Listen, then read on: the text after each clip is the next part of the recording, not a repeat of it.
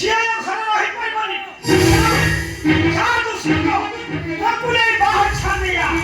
ନାଇଁ ବାପା ନାଇଁ, ଆପଣ ବି ଶେଷରେ ମୋତେ ଭୁଲ ବୁଝିଲେ ବାପା। ମୋତେ ସମସ୍ତେ ସେଇଆ କହିବେଲ।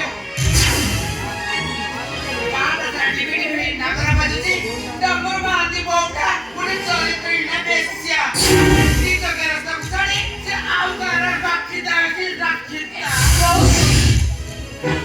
ବଞ୍ଚି ପାରିବନି ତୁମେ। ନିଜ ହାତରେ ସବୁ ଶାନ୍ତିକୁ ଛାଡ଼ି ଦେଇଛ, ସବୁ ସୁଖକୁ ପଦରେ ଆଣି ଦେଇଛ। ଏବେ ଯେତେ ଚିତ୍କାର କରିବି ମୁଁ ତୁମ ପାଇଁ କିଛି କରିପାରିବିନି। କେବଳ ଗିରଫ ଦ୍ରଷ୍ଟା କରି ଚାହିଁ ରହିଥିବି। ଗୋଟେ ଗେରସ୍ତାରେ ମନ ଶାନ୍ତି ହେଇଗଲା ଯେ ଆଉ ଗୋଟେ ଭେଣ୍ଡା ପାଖକୁ ଚାଲିଗଲୁ। ସେଠି ତୋର ପିତା ଲାଗିଲା ପୁଣି ଘରେ ଘରକୁ ଚାଲି ଆସିଲୁ। ସେଠାକୁ କଣ ମୋ ନିଜ ଖୁସିରେ ଯାଇଥିଲି ମୁଁ। ସେଥିପାଇଁ ପରା ଆପଣ ମୋତେ ବାଧ୍ୟ କରିଥିଲେ। ମୁଁ ବାଧ୍ୟ କରିବିନି ତୁ ବାହା ହେଇଗଲୁ। ତୋର ଯେମିତି ଇଚ୍ଛା ନଥିଲା ଆଉ। ଆରେ ଗୋଟେ ଲୋକ ସାଥେ ତୁ 10 ରାତି କଟେଇବା ପରେ ଯେମିତି ହେଲେ ତା ସଂସାର ତୁ ଘର କରିଥିବ।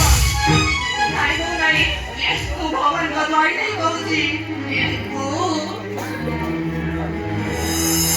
ଗୋଟିଏ ଛାତ ତଳେ ଗୋଟିଏ ଘର ଭିତରେ ଆମେ 10 ରାତି 10 ଦିନ ରହିଛୁ ସତ। ହେଲେ ଗୋଟିଏ ଦିନେ ବି ତାଙ୍କର ଖରାପ ନଜରକୁ ଉପରେ ଖାଇବୁ। କୋଉଭଳି ଯବାନ ମାନଙ୍କ ଛାଡ଼ି ଦେଇଥିବ ଆଉ। ଆରେ ସେଇ ଦୋକାନରେ ତୁ ସେ ନିଜକୁ ଗୋଟେ ଏକଲି ଶୋଇଲି ତୋ ମନର ଘର ତାଲା ମାରି